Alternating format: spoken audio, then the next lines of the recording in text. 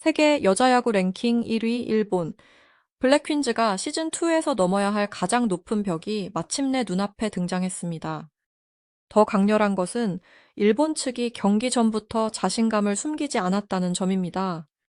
채널A가 공개한 국제전 티저에서 일본 사회인 여자 야구팀은 한국은 절대 우리를 이길 수 없다는 취지의 선언과 함께 여자 야구 최강국 일본의 힘을 보여주겠다고 밝혔습니다. 블랙퀸즈 입장에서는 단순한 예능 경기 한 판이 아닙니다. 2026년 시즌2의 목표인 승률 6할, 그리고 팀의 생존이 걸린 상황에서 세계 최강 여자야구 국가의 팀과 정면으로 맞붙는 가장 큰 시험대입니다. 여기서 먼저 분명히 봐야 할 부분이 있습니다. 블랙퀸즈의 상대는 일본 여자야구 국가대표팀 자체가 아니라 일본의 사회인 여자야구팀입니다. 그러나 일본이라는 나라가 여자야구 세계 랭킹 1위에 올라 있고 체계적인 선수 육성과 두꺼운 저변을 갖춘 만큼 상대가 들고 오는 기본기와 경기 운영 수준은 결코 가볍게 볼 수 없습니다. 채널 A 역시 시즌2를 소개하면서 대만을 아시아 여자 야구 랭킹 2위, 일본을 세계 여자 야구 랭킹 1위로 전면에 내세웠습니다. 그리고 블랙퀸즈가 국내 무대를 넘어 이 두 강호와 국제전을 치른다는 사실을 시즌2의 핵심 승부로 강조했습니다. 블랙퀸즈는 이미 첫 번째 국제전에서 자신들이 생각보다 훨씬 강해졌다는 사실을 증명했습니다. 2026년 8월 20일 방송된 야구여왕2 7회에서 추신수 감독이 이끄는 블랙퀸즈는 대만 타오위안 50을 10세대 5로 꺾었습니다. 이 승리로 블랙퀸즈는 창단 후 처음으로 4연승을 기록했습니다. 상대는 아시아 여자 야구 랭킹 2위의 강호로 소개된 팀이었습니다. 국제전이라는 압박, 낯선 투수, 낯선 수비 리듬 속에서도 블랙퀸즈 타선은 무려 14점을 뽑아냈습니다.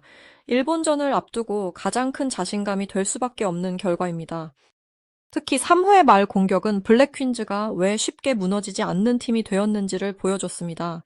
당시 블랙퀸즈는 6대5로 단 한 점 앞서 있었습니다. 여기서 주수진이 1타점 2루타를 터뜨렸고 손가와 신소정이 연속 장타로 흐름을 완전히 가져왔습니다. 김호나까지 2타점 적시타를 보태면서 점수는 순식간에 비대5까지 벌어졌습니다. 한번 상대 투수의 흔들림을 포착하자 여러 타자가 연속으로 몰아쳤습니다. 일본전에서도 블랙퀸즈가 노려야 할 장면이 바로 이것입니다. 세계적인 여자야구 강국의 팀을 상대로 매 이닝 많은 기회를 기대하기는 어렵습니다. 결국 한 번 찾아온 기회를 얼마나 길게 연결하느냐가 승부를 좌우합니다. 대만전의 또 다른 핵심은 아야카였습니다. 어깨 부상 이후 투수 복귀를 준비해온 아야카는 시즌2에서 처음으로 실전 마운드에 올라 2이닝을 무실점으로 막았습니다. 첫 타자를 삼진으로 잡았고 안타를 허용한 뒤에도 흔들리지 않았습니다. 5회에도 선두 타자에게 안타를 맞았지만 후속 타자를 정리했습니다. 일본전을 생각하면 아야카의 존재는 더욱 특별합니다. 일본 출신인 아야카는 일본식 야구의 리듬과 세밀함을 누구보다 익숙하게 받아들일 수 있는 선수입니다. 타자로 나갈지 투수로 나갈지 혹은 수비에서 어떤 역할을 맡을지는 실제 경기 운영에 따라 달라질 수 있지만 일본을 상대하는 블랙퀸즈에서 전략적 가치가 큰 카드라는 점만큼은 분명합니다. 마운드에는 다른 선택지도 있습니다. 송민지는 대만전 마지막 6회에 등판해 첫 타자를 삼진으로 잡았습니다. 직전 경기부터 이어진 기록으로 보면 4타자 연속 삼진이었습니다. 이후 연속 볼넷으로 위기를 맞았지만 추가 실점 없이 경기를 끝냈습니다. 빠른 승부와 삼진 능력은 강점이지만 볼넷이 늘어나면 일본처럼 주루와 작전 수행이 세밀한 팀에게 곧바로 압박을 받을 수 있습니다. 특히 일본전에서 블랙퀸즈가 가장 피해야 할 것은 안타 자체보다 공짜 출루입니다. 볼넷 하나, 수비 실책 하나, 송구 판단 하나가 희생 번트와 진루타를 만나면 안타 한 개 없이도 실점으로 연결될 수 있기 때문입니다. 송하 역시 빼놓을 수 없습니다. 대만과의 2차전을 앞두고 추신수 감독은 송가를 선발 투수로 낙점했습니다. 송가는 시즌 1부터 블랙 퀸즈의 중심 전력으로 평가받아 왔고, 시즌 2 국제전에서도 투수와 타격 양쪽에서 중요한 역할을 맡고 있습니다. 일본전이 팽팽한 저득점 경기로 흘러간다면은 선발이 몇 이닝을 버티느냐, 그리고 두 번째 투수가 얼마나 안정적으로 이어받느냐가 중요합니다. 반대로 경기 초반부터 상대 타선이 직구 타이밍을 잡기 시작한다면 추신수 감독은 평소보다 빠른 교체를 선택해야 할 수도 있습니다. 박민서는 이번 시즌 블랙 퀸즈 전력 상승을 상징하는 신인입니다. 시즌2 트라이아웃 과정에서 110km 안팎의 강속구를 던지는 새로운 투수 자원으로 강한 인상을 남겼습니다. 야구 경력이 길지 않더라도 다른 종목에서 길러진 운동 능력과 빠른 성장 속도 때문에 상대가 쉽게 계산하기 어려운 카드입니다. 일본 타자들은 투수의 작은 습관과 공이 궤적을 빠르게 읽어내는 능력이 뛰어날 가능성이 높습니다. 그렇기 때문에 박민서처럼 상대가 충분한 정보를 갖고 있지 않은 투수가 짧은 이닝에 투입되면 오히려 변수가 될 수 있습니다. 중요한 것은 구속 숫자 하나가 아니라 스트라이크를 먼저 잡을 수 있느냐입니다. 공격에서는 신소정의 타격감이 가장 확실한 근거 중 하나입니다. 대만과의 첫 국제전에서 신소정은 포수로 선발 출전했고 3타수 2안타 4타점을 기록하며 경기 최우수 선수에 선정됐습니다. 포수로서 투수진을 이끌면서 타석에서도 해결사 역할을 했다는 점이 중요합니다. 일본전에서는 포수의 부담이 더 커질 수밖에 없습니다. 상대 타자들의 번트 도루, 히트 앤드 런 가능성을 계속 읽어야 하고 동시에 투수의 흔들림도 빠르게 잡아야 합니다. 신소정이 대만전 수준의 공격력까지 유지한다면 블랙 퀸즈는 하위 타순까지 득점 루트를 넓힐 수 있습니다. 주장 김오나도 결정적인 순간을 만들어낼 수 있는 선수입니다. 시즌2 국제전 티저에서 김오나의 홈런은 블랙 퀸즈가 밀리던 흐름을 바꾸는 장면으로 가장 강하게 부각됐습니다. 실제 대만 2차전 초반에도 김오나는 풀카운트 승부 끝에 2점 홈런을 터뜨리며 팀의 리드를 크게 벌렸습니다.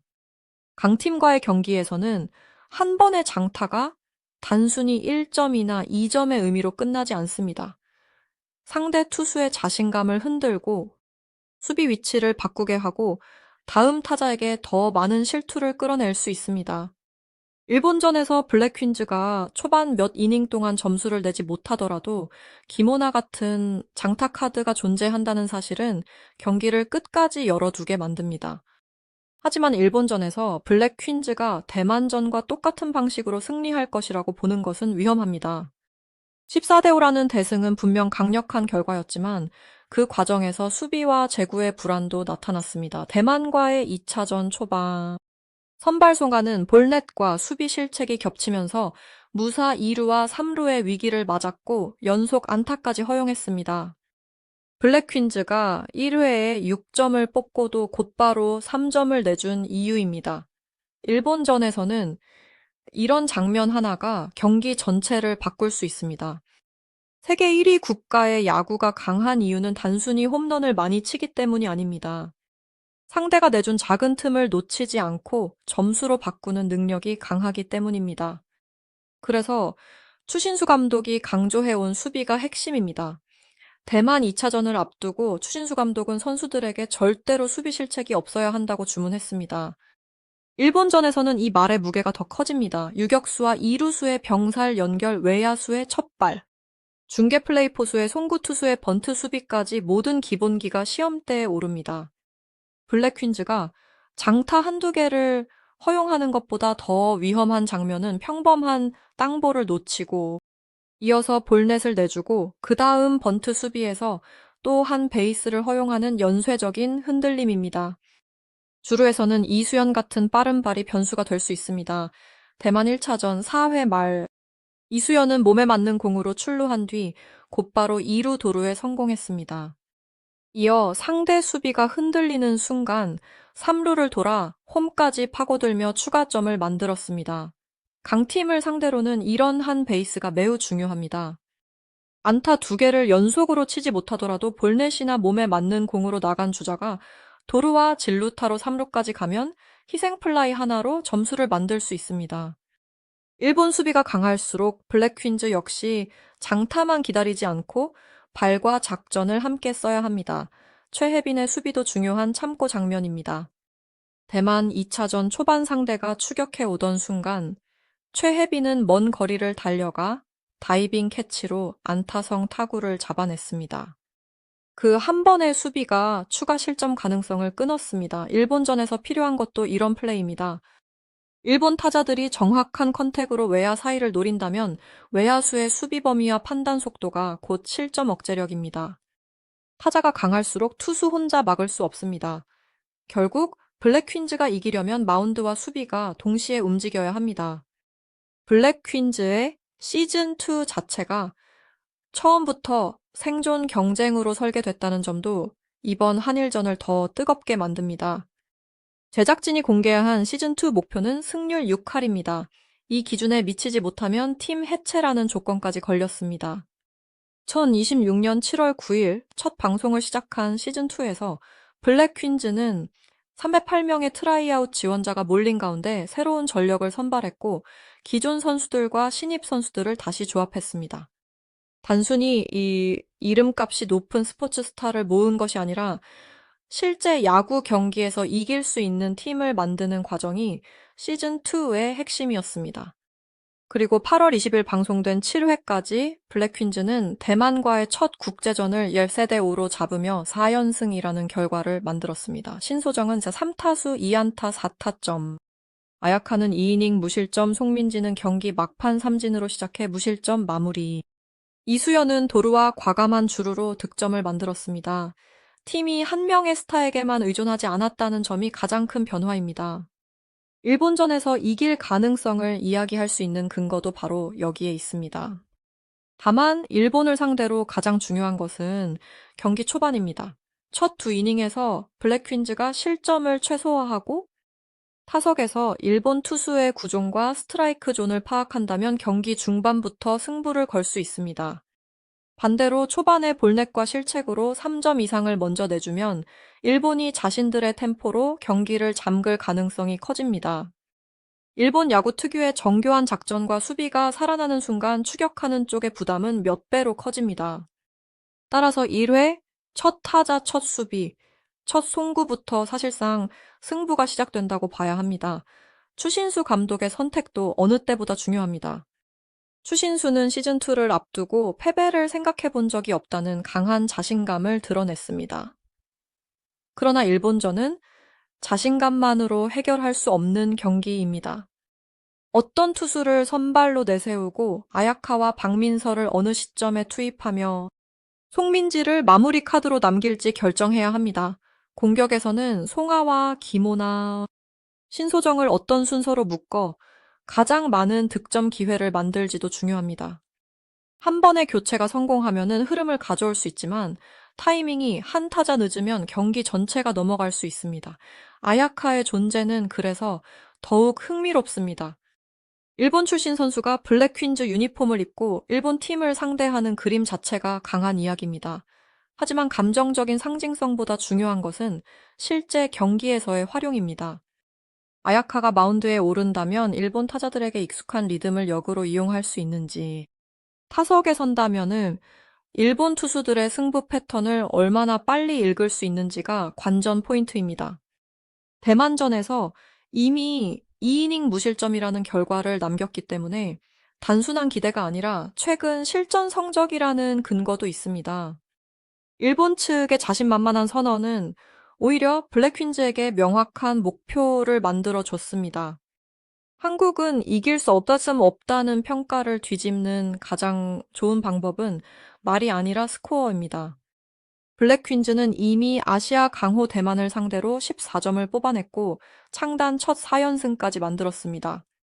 이제 필요한 것은 그 공격력이 세계 1위 여자 야구 국가의 팀을 상대로도 통하는지 증명하는 것입니다. 단 한 번의 홈런이나 한 명의 에이스만으로는 부족합니다. 선발 투수 불펜. 포수 내야, 수비 외야, 수비 주루 중심 타선이 모두 연결돼야 합니다. 만약 블랙퀸즈가 일본전 초반을 0대 0이나 한 점 차로 버틴다면 승부는 예상보다 훨씬 뜨거워질 수 있습니다. 일본 입장에서는 쉽게 끝낼 것이라고 생각한 경기가 길어질수록 부담이 커집니다. 반대로 블랙퀸즈는 대만전에서 이미 한 점 차 접전과 대량 득점의 흐름을 모두 경험했습니다. 6대 5에서 12대 5로 단숨에 달아났던 집중력 14대 5까지 밀어붙인 타선의 연결, 그리고 아야카와 송민지가 끝까지 실점을 막아낸 경험이 있습니다. 그 기억이 일본전의 가장 강한 무기가 될 수 있습니다. 결국 이번 승부의 핵심은 이름값이 아닙니다. 일본이 여자야구 세계 랭킹 1위 국가라는 사실도, 블랙퀸즈가 예능 프로그램에서 출발한 팀이라는 사실도 경기 시작과 동시에 뒤로 밀려납니다. 그라운드에서는 스트라이크 하나, 번트 하나, 도루 하나, 실책 하나가 승패를 결정합니다. 블랙퀸즈가 세계 최강의 벽 앞에서 해야 할 일은 거창하지 않습니다. 첫 공부터 흔들리지 않고 출루한 주자를 한 베이스씩 보내고 잡아야 할 타구를 잡고 한 번 온 실투를 놓치지 않는 것입니다. 대만전 14대 5 승리로 블랙퀸즈는 가능성을 보여줬습니다. 이제 일본전은 그 가능성이 어디까지 갈 수 있는지 확인하는 무대입니다.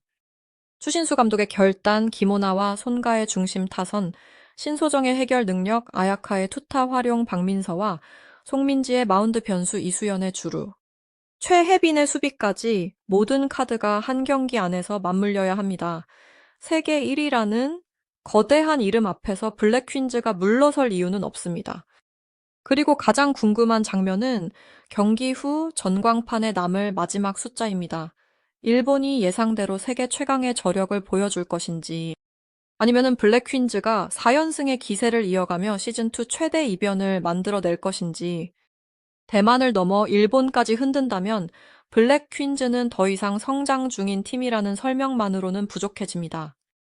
그 순간부터는 실제로 강팀을 잡을 수 있는 팀으로 불리게 됩니다. 한치의 양보도 없는 한일전. 블랙퀸즈가 지금까지 쌓아온 모든 훈련과 모든 승리가 이 한 경기에서 가장 혹독한 검증을 받게 됩니다.